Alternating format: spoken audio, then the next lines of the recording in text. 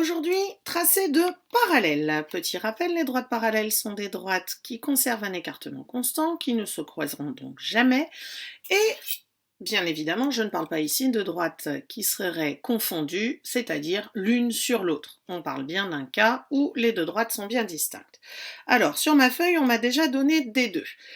Comment vais-je pouvoir tracer ceci? Eh bien, je vais utiliser la technique du tracé de la droite perpendiculaire. Et oui, c'est comme ça, il faut passer par une troisième droite pour obtenir la droite parallèle. Alors, je vais déterminer un point au hasard sur ma droite, qui sera celui-ci, et je trace ma droite perpendiculaire. Alors, je fais bien attention de prendre en compte l'épaisseur de mon crayon lorsque je fais mes repérages, et je vais repérer un petit peu plus haut ici, je trace ma première droite perpendiculaire à ma droite, voilà.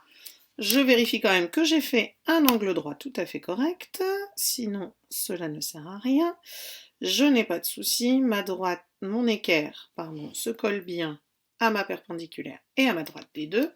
Et voilà pour la première partie. Donc j'ai ici un angle droit. Je choisis un deuxième point sur cette nouvelle droite, puisqu'ici on ne me donne pas de mesure d'écartement, je fais donc à ma tête.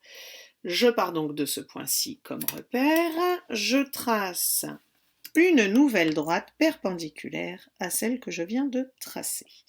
Parce que la définition mathématique nous dit que deux droites qui sont parallèles sont toutes les deux perpendiculaires à une même troisième droite. Et ici, on en fait la démonstration. Donc, je trace ma nouvelle perpendiculaire et comment va-t-on l'appeler? D'après mon dessin, nous l'appellerons donc D1. La voilà. Et si je vérifie, ici j'ai bien un angle droit, tout va bien. Et si nous regardons l'écartement, ici j'ai un écartement d'environ 3,7 cm. Attention, j'ai commencé à mesurer à 1.